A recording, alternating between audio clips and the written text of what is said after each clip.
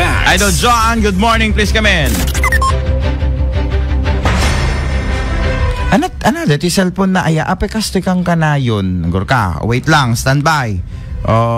Hindi tayo nakakapag-straight news kung ganito. Okay, go ahead, Idol John. Malagi, ba ko na ti narway ngogdi, nga babae nga agtaway na di siya magiganat 14, pakairamanan, legitid na dati na beneficiaran. Ti libre bakuna kontra cervical cancer idila Engkalman, June 9, 2025. Naisa yung kadaytoy, iti Ilocos Norte National High School, kan iti Ilocos Norte College of Arts and Trades.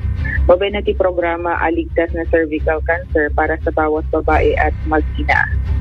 The ticket vaccination program ni Presidente Ferdinand Marcos Jr. babay ni the Office of the Presidential Assistant for Northern Luzon Assistant Secretary Ana Remigio, First Congressional District Office, Department of Health, Ana Siginadigan to Department of Education, Lawaga City, Provincial Government, City Government, kena duma-duma pa yung ahensya ti gobyerno kena grupo. Sigun na ti City Office, target sa mabakunaan na ti 2,000 babae, kinaglepas itang aldaw, July 10, 2025, itinasao nga aktibidad. Presente kinagyaman ni Mayor James Brian Alcid, kini Presidente Marcos, pakairaman ang nagigil tumapang opisyales, iribiyang ti Department of Health kinagiti aminin at timulong, iti pan naka-implementara ti mass vaccination. Bigbigan na, adakila tulong iti salud at iti babae, iti pan nakabakuna da, kaya na maksayan pa iti gastos pa bababot ti 6,000 pesos. Tiya pa nagabakuna iti anti-cervical cancer.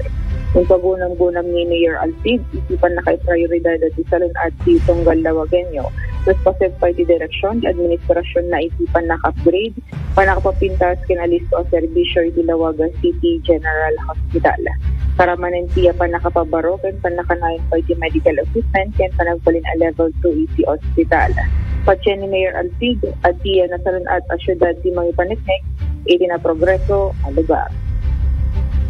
Damag iti syudad di Lawag, kadwa iti 99.5 basing Lawag, Alugan, Bitin, Tatak, or Remain. Maraming salamat, Idol John. Dito ang Nakamata Report. IFM News.